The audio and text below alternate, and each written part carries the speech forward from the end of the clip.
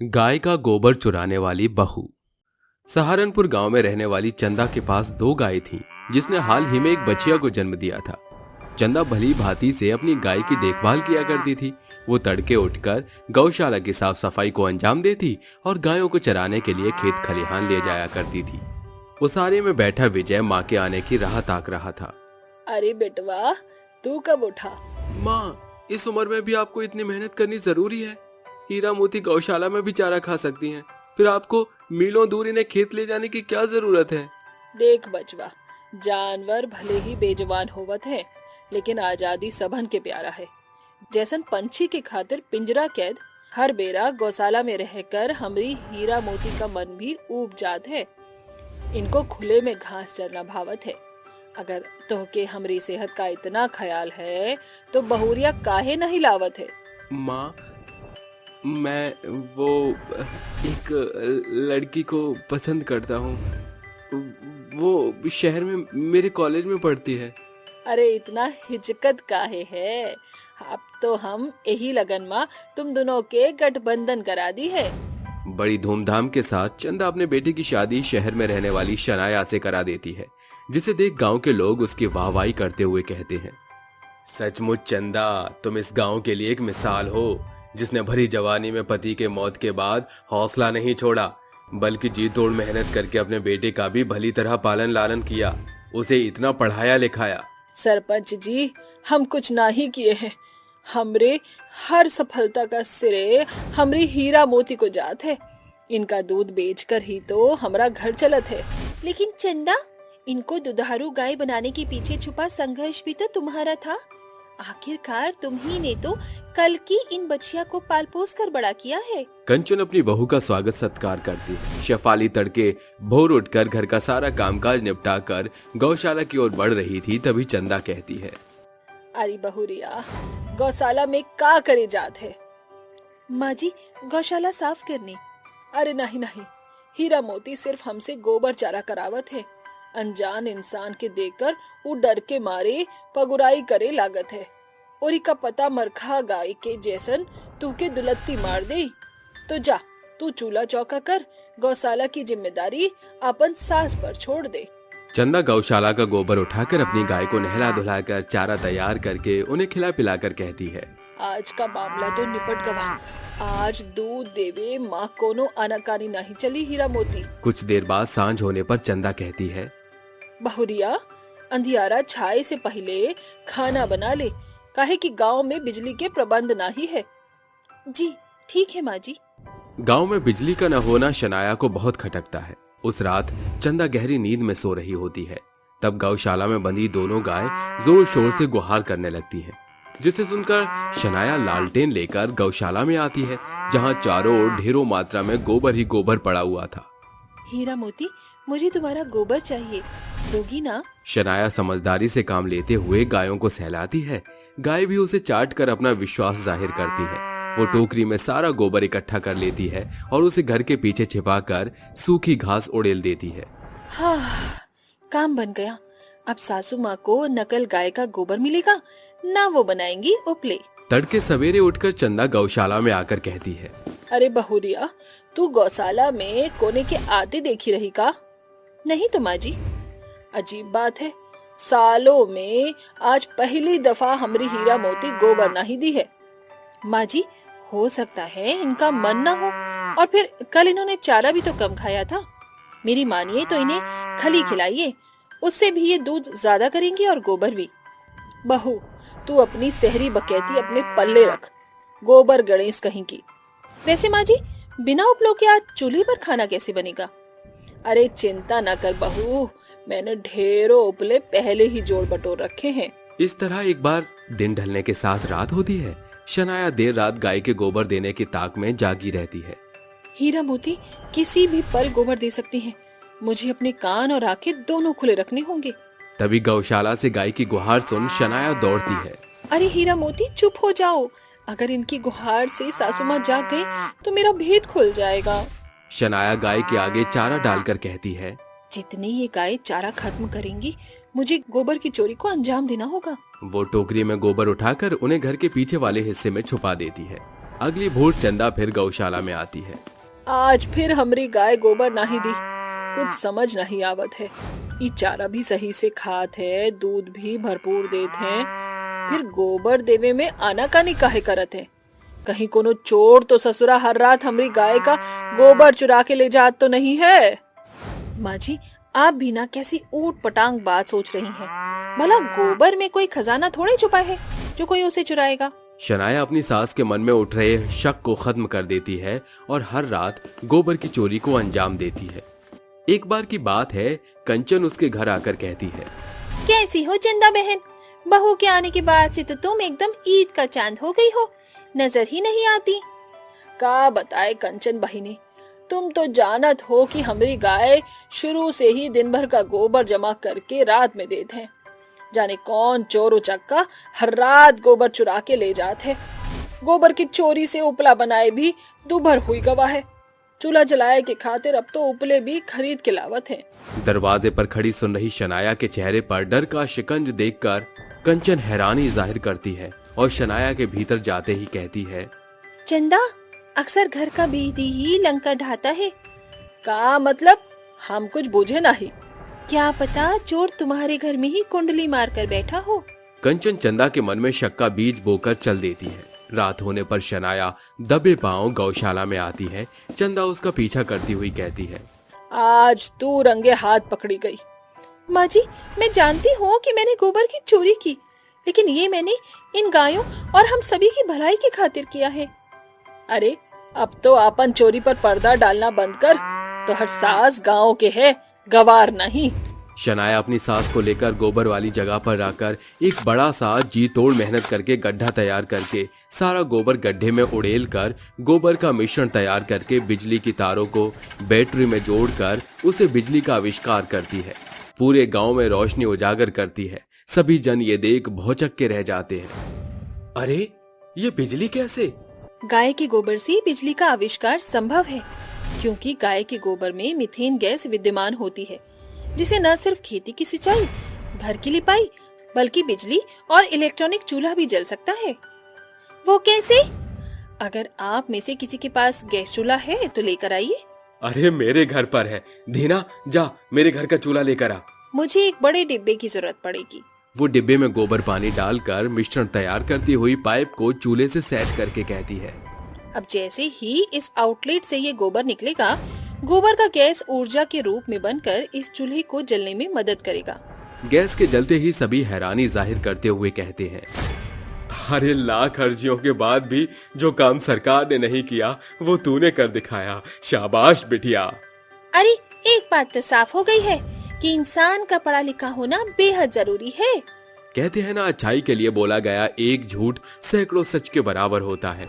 शनाया के गोबर चुराने के पीछे का सच गांव के हित की खातिर था, जिसे सालों से बिजली के अभाव से जूझ रहा गांव बायोगैस से बनी बिजली से उजागर होता है। काली गोरी बीवी और भेदभाव। सुषमा से उसके दोस्त मीनाक्षी बोलती है, अरे सुषमा, भगवान झूठ न बुलवाए, लेकिन तेरे दोनों बेटे बड़े हो गए हैं और वो इतने सुंदर हैं कि हर लड़की उनसे शादी करने के लिए तैयार है। तो एक काम कर, तू अपने बेटों की शादी करवा दे। हाँ मीनाक्षी, तुम बोल तो बिल्कुल सही रही हो। मैं ऐसा ही करती हूँ। मेरे दोनों बच्चों की शादी के लिए लड़कियां ढूंढना शुरू करती हूँ। अरे बहन, तू लड़कियों को क्यों ढूंढ रही है? मेरे घर में मेरी 2 बेटी जो हैं, उनके साथ ही तू अपने बेटे की शादी करवा दे। तेरे को अच्छा खासा दहेज भी दूंगी। लेकिन तेरी तो एक ही लड़की थी। हाँ, मेरी एक ही लड़की है, लेकिन तुझे तो पता है ना, मेरी लड़की थोड़ी सांवले रंग की है। अब उसकी शादी तो करवानी ही पड़ेगी, है ना? उसके लिए तुझे बहुत सारा दहेज दूंगी। और दूसरी मेरी जेठानी की लड़की है। पैसों के लालच में आकर सुषमा मीनाक्षी की लड़कियों की शादी अपने बेटे से तय करवा देती है। थोड़ी देर बाद सुषमा की दोनों बेटे हेमंत और कृष शाम को घर आते हैं और थोड़ी देर बाद सुषमा अपने बेटों से बोलती है, अरे बेटा हेमंत और कृष, मैं तुम्हें गुड न्यूज देना चाहती हूँ। Good news? कैसी गुड न्यूज माँ? यही कि मैं तुम दोनों की शादी मीनाक्षी की बेटी कोमल और अदिति से करवा रही हूँ। क्या माँ, आप भी ना आपको जैसा ठीक लगे आप वो कीजिए। इतना कहकर वो सभी खाना खाकर अपने अपने कमरे में सोने के लिए चले जाते हैं और अगले दिन सुषमा पंडित को बुलाकर उन दोनों की शादी तय करवा देती है। और अगले एक हफ्ते के बाद हेमंत की शादी कोमल और कृष की शादी अदिति से हो जाती है। हेमंत की पत्नी बहुत ही सुंदर और सुशील होती है। वहीं दूसरी तरफ कृष की बीवी सांवली रंग की थी। कृष अपनी पहली रात को जब अपनी बीवी के कमरे में जाता है तब वो देखता है कि उसकी बीवी काली है।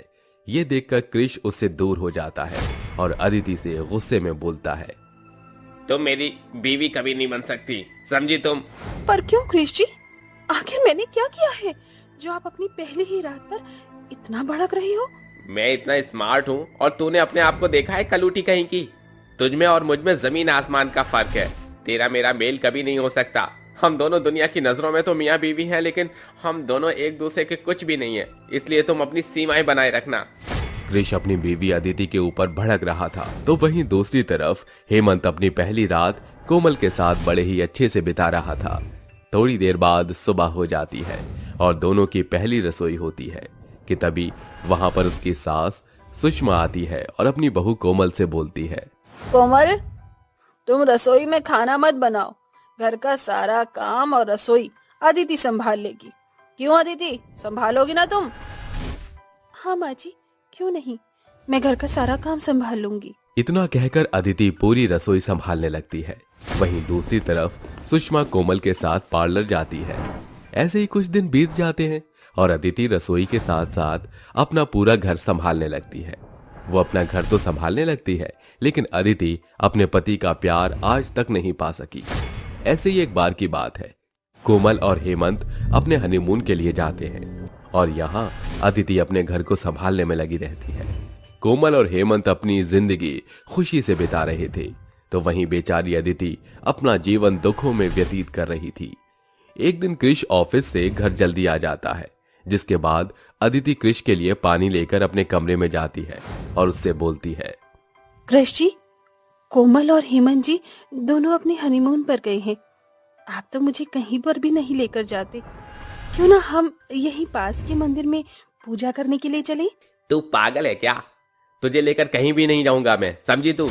अगर मैं तुझे कहीं लेकर जाऊंगा तो मेरी इंसल्ट हो जाएगी।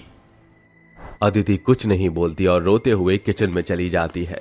तभी उसकी सास अदिति से पूछती है, अरे अदिति बेटा, क्या हो गया? तू इतना क्यों रो रही है? कुछ नहीं माँ, कुछ नहीं, बस ऐसे ही घर वालों की याद आ रही थी। बेटा, मुझे माफ कर दे। तू सांवली है ना, इसीलिए शायद मेरा बेटा तुझसे प्यार नहीं करता। मेरी ही गलती है। मैंने ही दहेज के लालच में आकर तेरी शादी अपने बेटे कृष से करवा दी।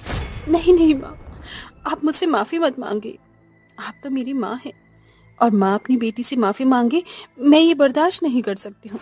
अदिति की ये बात सुनकर सुषमा की आंखों में आंसू आ जाते हैं और थोड़ी देर बाद कोमल और हेमंत भी अपने हनीमून से वापस लौट आते हैं और कोमल और अदिति और सुषमा को बात करते हुए सुन लेते हैं। इसके बाद कोमल को ये बात पता चल जाती है कि उसकी बहन अदिति कृष के साथ खुश नहीं है और वो अपनी सास सुषमा से बोलती है, माँ, मेरी बहन कृष के साथ खुश नहीं है और आपने सिर्फ चंद पैसों के लिए मेरी बहन की जिंदगी खराब कर दी। क्यों माँ, आपने ऐसा क्यों किया? कोमल, माँ को तुम ऐसा मत बोलो। हर इंसान से गलती होती है और एक गलती तो भगवान भी माफ कर देता है। मैं तुम्हारे आगे हाथ जोड़ती हूँ, माँ को इन सब का जिम्मेदार मत ठहराओ। मेरी किस्मत में जो लिखा है आखिरकार वही होगा। अदिति की ये बात सुनकर सुषमा रोने लगती है और रोते हुए अपने दोनों बहुओं को गले लगा लेती है, जिसके बाद सुषमा और कोमल आपस में बोलते हैं, माँ, कृष को उसकी गलती का एहसास करवाना ही होगा। पर कोमल, वो कैसे होगा? अदिति और कृष को एक दूसरे के साथ समय बिताने के लिए कहीं दूर भेज देना चाहिए। वो दोनों आपस में बात कर ही रहे होते हैं कि तभी वहाँ कृष आ जाता है और वो अपने घर वालों से बोलता है, माँ, भाभी और भैया, मेरे बॉस की एनिवर्सरी है तो कल शाम हम लोग मेरे बॉस के घर पर बिग ग्रैंड पार्टी में जा रहे हैं। इतना कहकर कृष वहां से चला जाता है और अगले दिन वो अपने परिवार वालों के साथ अपने बॉस की एनिवर्सरी में जाता है। क्रिश अपनी पत्नी अदिति के साथ उस पार्टी में खड़ा होता है कि तभी क्रिश का एक दोस्त वहां आता है और उससे बोलता है, अरे क्रिश, ये तेरी बीवी है? अरे तो इसे शादी करके लाया है किसी कोयले की खदान में से? कोयले को उठा कर लाया है। भाई मैं क्या करूं, मेरी किस्मत में ये कलूटी ही लिखी थी। क्रिश के दोस्त क्रिश का मजाक बनाने लगते हैं और क्रिश को अपने दोस्त की बात सुनकर बहुत बुरा लगता है। वो गुस्से में वहां से अपनी बीवी का हाथ खींचते हुए लेकर बाहर की तरफ चला जाता है और उसको थप्पड़ मारते हुए बोलता है, तुम बहुत ही बेशर्म औरत हो, तुम जैसी औरत मैंने आज तक नहीं देखी। तुम्हें मैंने कितनी बार बोला था कि तुम मुझसे दूर रहना, लेकिन तुम्हें यह बात समझ में नहीं आती। अदिति को मारते हुए उसके परिवार वाले देख लेते हैं कि तभी उसका बड़ा भाई हेमंत उसको थप्पड़ मारते हुए बोलता है, क्रिश, तू इतना नीच और गिरा हुआ इंसान है मैं नहीं जानता था। मैं तुझे कितना सिंसियर समझता था, लेकिन तूने औरत के ऊपर हाथ उठाकर नीच हरकत कर दी है। छी छी छी, तू अपनी बीवी को इस तरह यहां पर मार रहा है। जरा सा नजर उठाकर तो देख ले कि तू कहां पर है। क्रिश नजर उठाकर देखता है, वहां पर हेमंत के अलावा और भी लोग क्रिश को देख रहे थे। अपने भाई को अपने लिए ऐसा बोलता हुआ देख क्रिश को बहुत बुरा लगता है और क्रिश को अपने किए पर बहुत ही ज्यादा पछतावा होता है, जिसके बाद वो अपनी पत्नी अदिति से माफी मांगता है। मुझे माफ कर दो अदिति, मैंने आज तक तुम्हारा प्यार नहीं देखा, हमेशा तुम्हारे रंग रूप की वजह से खुद से तुम्हें दूर करता रहा। मैं ये भूल गया था कि सामने लोगों के अंदर भी दिल होता है, दर्द तुम्हें भी होता है। कोई बात नहीं कृष जी, मैं काली हूँ ना, इसीलिए मुझे आज तक कहीं भी किसी का प्यार नहीं मिला। मुझे तो ये सब सहने की आदत हो रखी है। अदिति की ये बात सुनकर क्रिश बहुत ही ज्यादा रोने लगता है और वो उसके आगे हाथ जोड़ते हुए घुटने के बल बैठ जाता है। अपने पति की ऐसी हालत में देख अदिति को और ज्यादा रोना आता है और वो और ज्यादा रोने लगती है। अपने पति को गले लगाकर उसको माफ कर देती है, जिसके बाद क्रिश अपनी पत्नी अदिति और अपने घर वालों को लेकर अपने घर चला जाता है, जिसके बाद वो अपनी पत्नी के साथ खुशी से रहने लगता है। जामुन बेचने वाली चुड़ैल। जामुन ले लो जामुन, खट्टे मीठे जामुन। आओ आओ साहब, जामुन ले लो जामुन, ऐसे जामुन कहीं नहीं मिलेंगे आपको। ले लो साहब, काले काले जामुन। कामिनी को बाजार में जामुन बेचते हुए सुबह से शाम हो जाती है, लेकिन उसका एक भी जामुन नहीं बिक पाता और वो मायूसी के साथ अपने जामुन की रेडी को लेकर वापस घर की तरफ लौट रही होती है। हे भगवान, ये कैसी माया है तेरी। आज मैंने 1 रुपए की भी कमाई नहीं की, भला अपने परिवार को कैसे खिलाऊंगी। बेचारी कामिनी वापस अपने घर पहुंच जाती है, जिसके बाद सभी लोग बेसब्री से कामिनी का इंतजार कर रहे थे। क्या हुआ कामिनी, क्या आज किसी ने भी जामुन नहीं खरीदे? अजी क्या बताऊं, पूरे दिन मेहनत करने के बाद भी 1 रुपया भी नहीं कमा पाई। आज का दिन तो बहुत ही बुरा था। क्या आज फिर से हमें भूखे पेट ही सोना पड़ेगा? अजी इसके अलावा और कोई चारा है क्या हमारे पास? लेकिन हमारे दोनों बच्चों का क्या होगा? हम उन्हें कब तक भूखा पेट सुलाएंगे? जब से उस एक्सीडेंट के दौरान मेरे पैर खराब हुए हैं, तब से मैं बहुत परेशान हूँ। इस तरह मुझसे अपने घर की हालत देखी नहीं जाती। इससे अच्छा होता कि मैं उस एक्सीडेंट के दौरान मर जाता। कम से कम मैं ये सब तो नहीं देखता। अजी आप ऐसा क्यों सोचते हो? अपने आप को कोसना बंद करो। ऊपर वाला जो भी करता है सबके अच्छे के लिए ही करता है, हमें बस इंतजार करना चाहिए। तुम बिल्कुल सही कहती हो, हमें सब्र से काम लेना चाहिए। उस रात वो चारों भूखे पेट सो जाते हैं। अगले दिन कामिनी फिर से जामुनों को लेकर बेचने के लिए निकल जाती है। काले काले जामुन, जामुन ले लो जामुन, खट्टे मीठे जामुन, काले काले जामुन, जामुन ले लो जामुन, खट्टे मीठे जामुन। तभी कुछ लोग कामिनी की रेडी के पास आते हैं और उससे जामुन खरीदते हैं। अरे जामुन वाली, जरा जामुन तो देना। कामिनी खुशी खुशी लीलावती को जामुन दे देती है, जिसके बाद लीला उसे पैसे देकर वहां से चली जाती है। कामिनी भी बाकी के जामुनों को बेचने के लिए आगे निकल जाती है। धीरे धीरे कामिनी के सभी जामुन बिकने लगते हैं। हे भगवान, तेरे घर देर है अंधेर नहीं, आखिरकार मेरे सारे जामुन भी ठीक हैं। आज मैं अपने घर का राशन लेकर जाऊंगी और अपने भूखे बच्चों को खाना खिलाऊंगी। इतना सोचकर कामिनी अपनी रेडी को वापस घर की तरफ ले जाने लगती है और रास्ते से अपने घर का राशन लेकर आगे की तरफ बढ़ने लगती है। कामिनी को अपने घर जंगल के रास्ते से गुजरना पड़ता था। जैसे ही वो जंगल के रास्ते से गुजर रही होती है, उसे वहां 4 गुंडे मिल जाते हैं जो उसे चारों तरफ से घेर लेते हैं। अरे कहाँ जा रही है? रुको जा। क्या बात है, लगता है बाजार से कमाई करके सीधा घर जा रही है। अरे देखो तो सही, इसके रेडी पर तो एक भी सामान नहीं है और जो है वो भी घर का राशन है। अबे तो क्या मुंह देख रहा है, उठा ले सारा राशन का सामान, हमारे काम आएगा। नहीं नहीं, ऐसा मत करो, मैं तुम्हारे पैर पड़ती हूँ, भगवान के लिए ऐसा मत करो। मेरे घर पर मेरे बच्चे और मेरा पति भूखा बैठा है, वो सब मेरा इंतजार कर रहे हैं, मुझे जाने दो। ऐसे कैसे जाने दे तुझे? जाने दिया तो हम अपना पेट कैसे भरेंगे? उमेश, राजीव और कुणाल तीनों मिलकर कामिनी के साथ जबरदस्ती करके उसके सारे पैसे छीन लेते हैं, जिसके बाद कुणाल कामिनी के पेट में चाकू घोंप देता है। कामिनी वहीं गिरकर मर जाती है और वो तीनों वहां से फरार हो जाते हैं। तभी अचानक से बादलों में बहुत ही तेज बिजली कड़कने लगती है और वहीं बेचारी कामिनी खून में लथपथ जंगल में पड़ी होती है। तभी अचानक से कामिनी के अंदर से उसकी आत्मा निकलकर बाहर आती है, जो एक बहुत ही भयानक चुड़ैल का रूप ले लेती है। इन्होंने अच्छा नहीं किया, मैं इसका बदला इन लोगों से जरूर लूंगी और इन तीनों को अच्छा सबक सिखाऊंगी, किसी को नहीं छोड़ूंगी। तभी चुड़ैल अपनी जामुन की रेडी पर अपनी शक्तियों के द्वारा ढेर सारे जामुन बना देती है, जिसके बाद वो अपनी रेडी को वापस अपने घर की तरफ ले जाने लगती है। जामुन बेचने के लिए मुझे अपना रूप भी बदलना होगा, नहीं तो सब लोग मुझे पहचान लेंगे और मुझसे दूर भाग जाएंगे। तभी चुड़ैल एक बहुत ही खूबसूरत लड़की के रूप में अपना रूप बदल लेती है, जिसके बाद जैसे ही वो गांव में एक ढाबे के पास पहुंचती है, वहां उसे वो तीनों गुंडे दिखाई देते हैं। वो रहा मेरा शिकार। चुड़ैल उस ढाबे के आसपास जामुन बेचते हुए घूमने लगती है।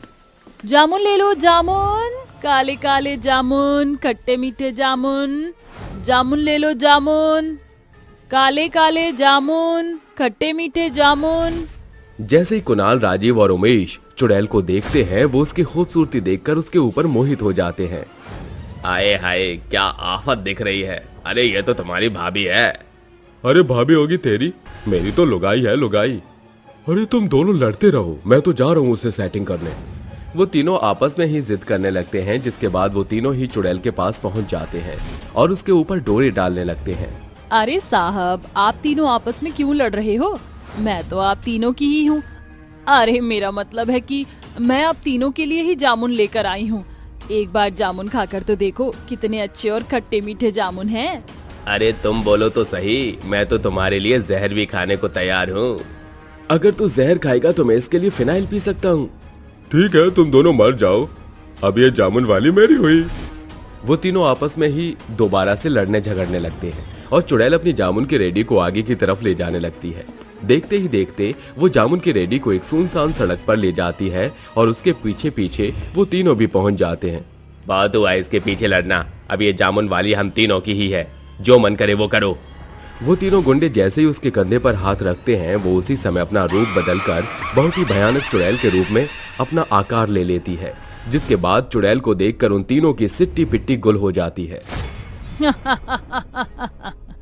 क्या हुआ? अभी तो तुम तीनों मेरे पीछे पागल हो रहे थे और अब मेरा असली रूप देखकर तुम तीनों के पैर थर थर कांपने लगे। चुड़ैल, चुड़ैल।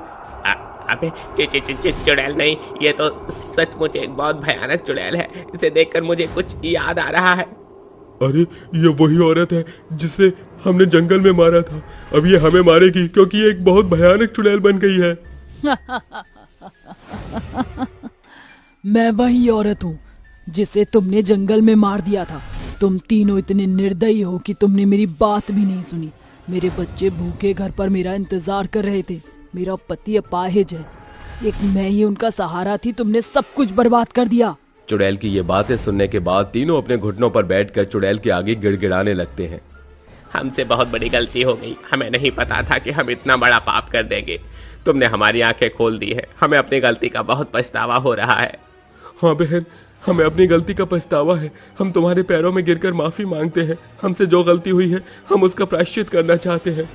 हमने जो तुम्हारे साथ भी किया वो बहुत बुरा किया है। मैं जानता हूँ हम माफी मांगने के लायक भी नहीं हैं, लेकिन हमें एक मौका दे दो। हम अपनी गलती को सुधारना चाहते हैं। अब तुम कैसे सुधारोगे अपनी गलती? अब मैं मर चुकी हूँ। अब मैं अपने परिवार का ध्यान नहीं रख सकती। अब कुछ नहीं हो सकता। अब तो मेरे साथ साथ तुम तीनों को भी मरना होगा। नहीं बहन, ऐसे मत कहो। हमने जिंदगी में बहुत सी गलतियां की हैं। आज हमें उन गलतियों को सुधारने का मौका मिला है। हाँ बहन, आज से तुम्हारे परिवार की जिम्मेदारी हमारी हुई। तुम्हारे दोनों बच्चे और तुम्हारे पति का इलाज हम करवाएंगे और उन्हें कभी कोई परेशानी नहीं होने देंगे। हम तुम्हारे आगे हाथ जोड़कर विनती करते हैं, हमें मत मारो। हम तुम्हारे परिवार का पूरा ध्यान रखेंगे। उन तीनों की ये बातें सुनने के बाद चुड़ैल शांत हो जाती है, जिसके बाद चुड़ैल उनसे कहती है, अगर तुम तीनों मेरे परिवार की जिम्मेदारियां उठाने के लिए तैयार हो तो मैं तुम्हें नहीं मारूंगी। और जिस दिन मेरा परिवार बिल्कुल हंसी खुशी अपना जीवन व्यतीत करने लगेगा, मैं यहाँ से हमेशा हमेशा के लिए मुक्त हो जाऊंगी। ये कहकर चुड़ैल उन तीनों को अपना घर दिखा देती है, जिसके बाद चुड़ैल वहां से गायब हो जाती है और वो तीनों उसके परिवार का अच्छे से ख्याल रखने लगते हैं। जादुई सोने के गाय गोबर उपले। निर्मला के पति और बेटे की मृत्यु के बाद निर्मला अपनी विधवा बहू नेहा और अपनी गाय के साथ एक छोटे से घर में रहा करती थी और अपनी गाय के दूध और गोबर के उपले बनाकर गांव-गांव में उन्हें बेचकर अपने घर का गुजर बसर किया करती थी। ऐसे ही एक दिन बहुत सर्दी पड़ती है, जिसमें उसकी गाय, जो कि उसकी आखिरी उम्मीद होती है, वो भी अपना दम तोड़ देती है।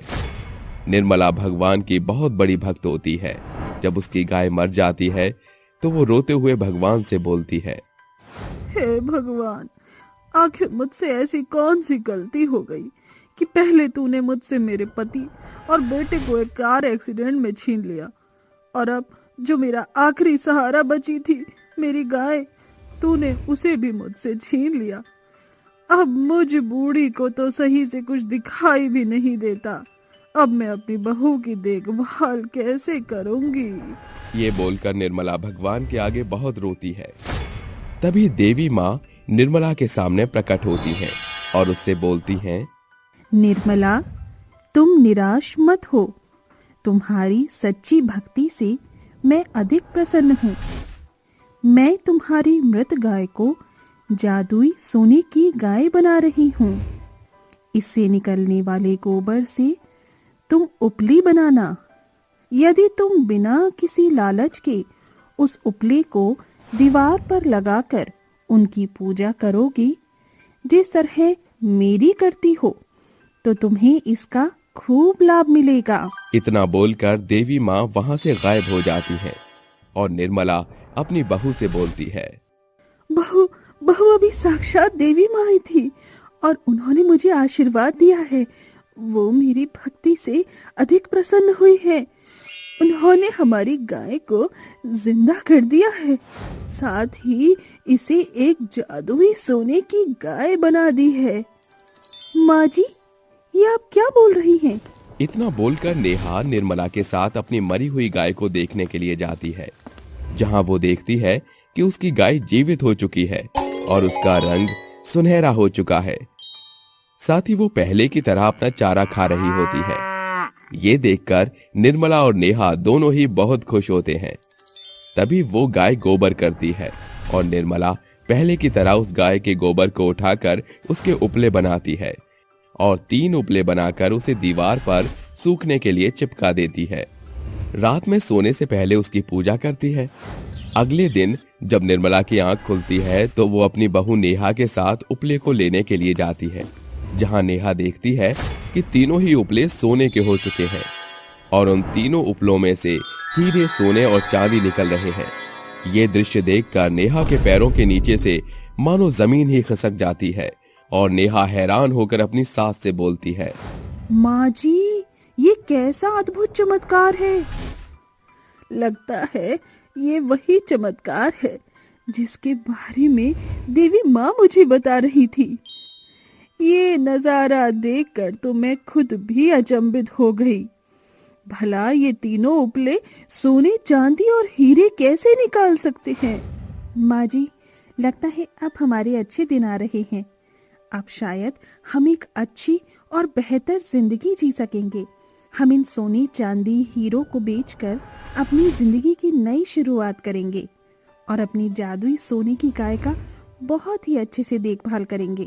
जिसके बाद नेहा और उसकी सास कुछ सोने चांदी और हीरे को बेचकर सबसे पहले अपनी गाय के लिए एक तबेला बनाते हैं, जिसमें उसे रखते हैं। साथ ही वो दोनों अपनी गाय के लिए ताजा और अच्छा अच्छा चारा लाकर रखती हैं, ताकि उसकी जादुई सोने की गाय को कोई भी दिक्कत न हो। इस तरह से नेहा और निर्मला की जिंदगी अब आरामदायक कटने लगती है। परंतु निर्मला की एक पड़ोसन, जो कि निर्मला से अत्यधिक जलती है, उसको ये चीज समझ नहीं आती कि आखिर निर्मला की गरीबी कैसे खत्म हो गई और ऐसा क्या हुआ कि अब निर्मला और उसकी बहू सभी गांव वालों की मदद भी करते हैं। यही जानने के लिए एक दिन उसकी पड़ोसन निशा आधी रात को चुपके से निर्मला के तबेले में जाती है, जहां निर्मला ने अपनी गाय को रखा होता है। जब निशा उस सुनहरी जादुई गाय को देखती है तो खुद से बोलती है, ओह, तो ये है तिजोरी की चाबी सोने की गाय। शायद इसकी मदद से निर्मला और उसकी बहू धीरे धीरे इतनी अमीर हो गई। अब मुझे कुछ करना होगा ताकि मैं भी इन सास बहू की तरह अमीर हो सकूं।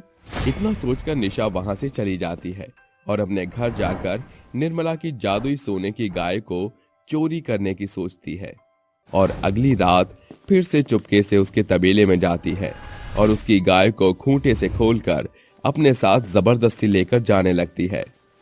तभी जादुई सोने की गाय बहुत बड़ी हो जाती है और अपने सिंग से निशा को मारते हुए उससे बोलती है, मैंने तुम्हें एक बार माफ कर दिया, ये सोचकर कि सब कुछ तुमने अपने मन में पल रहे हीन भावना की वजह से किया है, पर तुम बहुत बुरी औरत हो और तुम्हें इसकी सजा जरूर मिलेगी।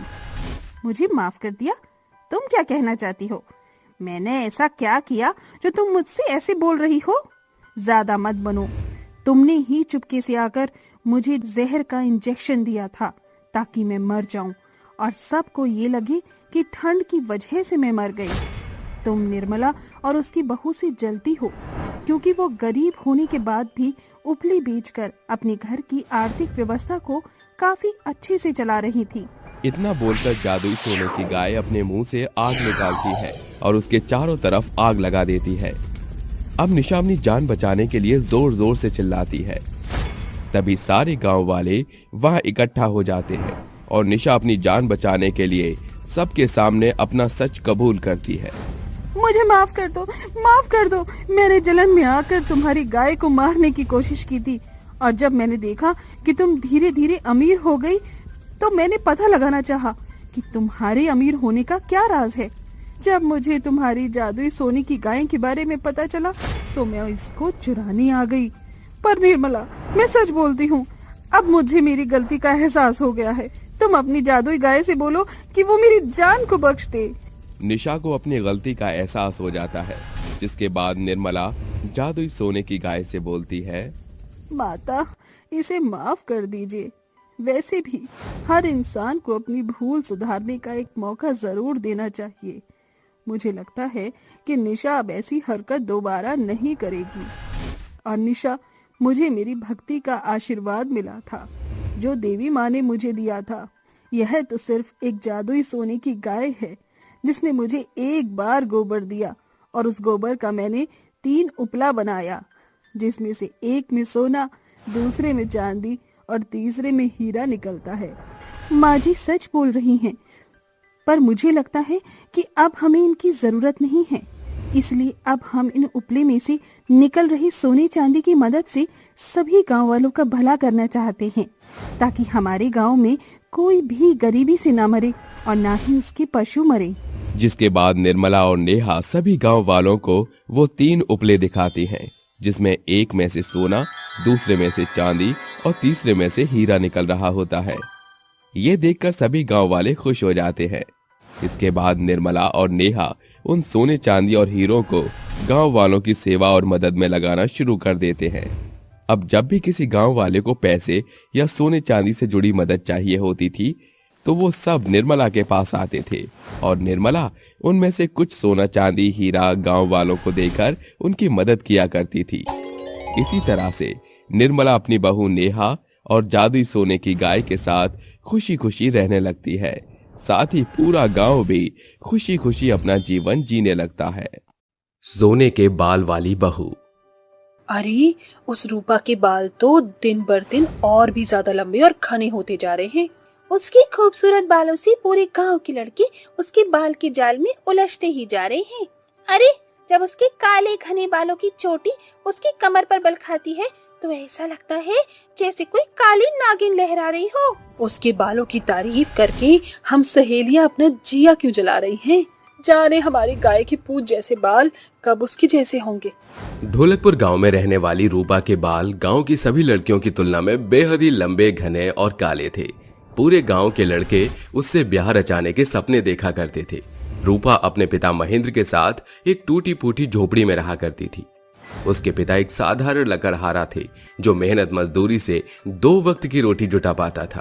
पिताजी बैठ जाइए, मैं खाना लगा देती हूँ। मैं तेरे लिए एक जिम्मेदार पिता न बन सका, तुझे इस रूखी सूखी रोटी के सिवा और कुछ भी नहीं दे पाया हूँ। पिताजी हम थोड़े में भी खुश हैं। मैं पानी भरने जा रही हूँ। रूपा घड़ा उठाकर कुछ दूरी पर बसे झरने के पानी में अपने केश धोने लगती है। तभी केशव नाम के एक शख्स की नजर उसके बालों पर पड़ती है और वो सुध बुध खोकर उसे देखते हुए कहता है, तीखे नयन, मोरनी जैसी चाल और लंबे काले बाल। अचानक रूपा पीछे मुड़कर कहती है, कौन है वहाँ? सामने आओ।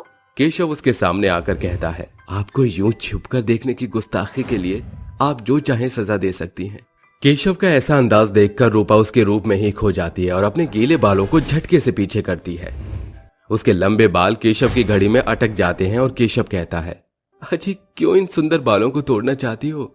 रूपा एक हल्की सी मुस्कान देकर नजर नीचे किए हुए चल देती है और दोनों रात भर चांद को निहारते हुए एक दूसरे की याद करते हैं।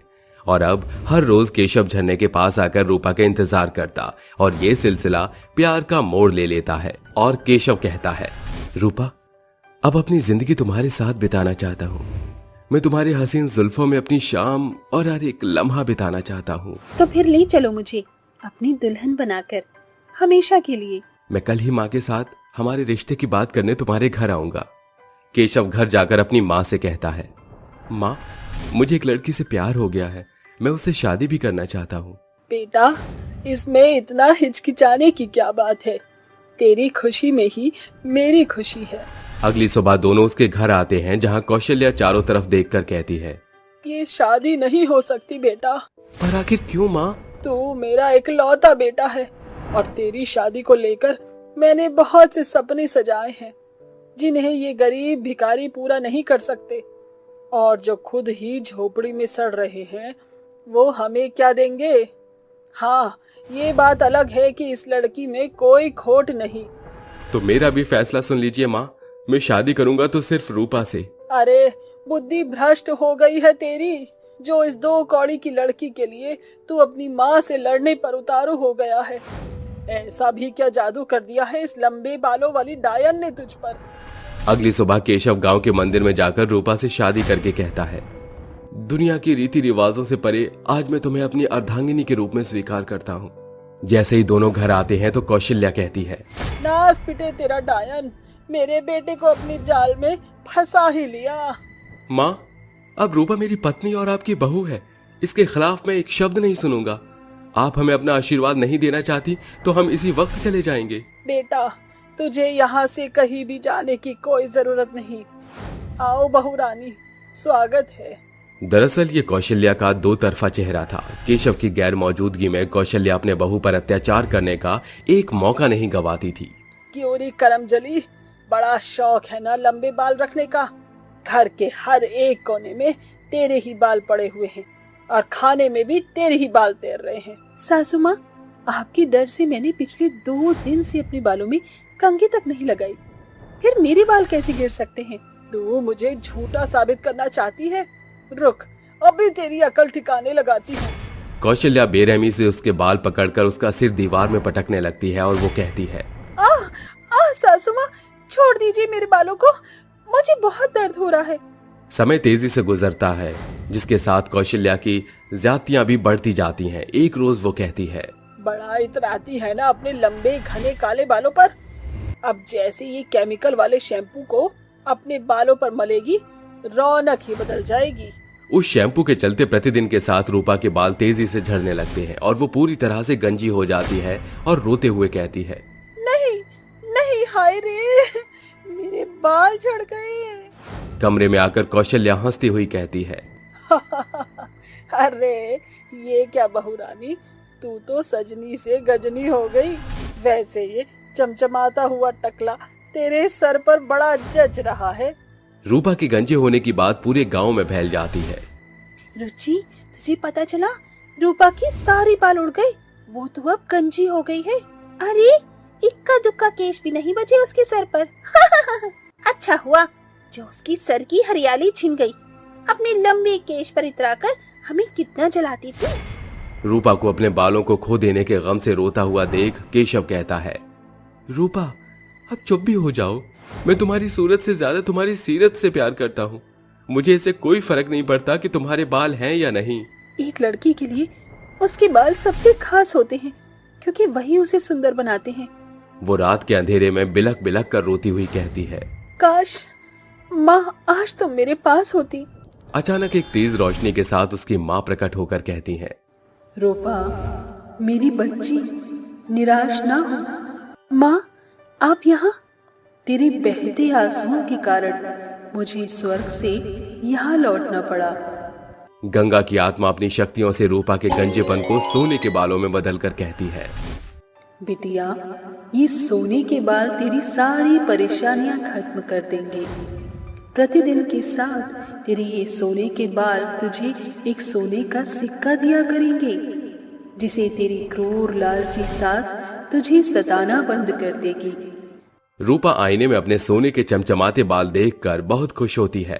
तभी उसके बालों की अंतिम छोर से एक सोने का चमचमाता सिक्का गिरता है, जिसे उठाकर वो अगली सुबह अपनी सास को देकर कहती है, सासू माँ ने मुझे ये सिक्का आपको देने को कहा था। बहू के सोने के बाल देखकर कौशल्या की आंखें चकाचौंध रह जाती हैं और वो कहती है, अरे गंजी, रातों रात तेरे टकले माथे पर सोने की खेती कैसे उभर आई? कल रात माँ मेरे पास आई थी, उन्हीं के जादू से मुझे ये सुनहरे सोने के बाल मिले हैं। लालची कौशल्या अकेले में खुद से कहती है, मैं तो खामखा इसके लंबे बालों से जल बुन रही थी। ये तो सोने के अंडे देने वाली मुर्गी निकली। अब ये हर दिन मुझे सोने के एक सिक्के दिया करेगी। मेरी तो लॉटरी लग गई। बस इसे मेरी सच्चाई पता नहीं लगनी चाहिए कि मैंने ही उसको गंजा किया था।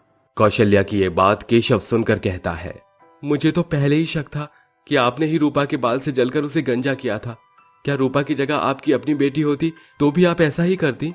कौशल्या अपने बहू के कदमों में गिरकर कहती है, अपनी सास को माफ कर दे बहू। गंजेपन का कारण मेरी जलन था। जलन में आकर मैंने तुझे कितना परेशान किया। मैं माफी के लायक नहीं हूँ। मैं इस सच से वाकिफ हूँ, पर आपका सच्चा पश्चाताप उन सैकड़ों गलतियों पर भी भारी है। चलिए सभी गिले शिकवे भूलकर आज से एक नई शुरुआत करते हैं। आज मुझको एहसास हो गया कि धन से बड़ी दौलत परिवार और प्यार है। तेरे सोने के लंबे बालों से मिलने वाले सिक्कों से अब हम जरूरतमंद लोगों की मदद किया करेंगे।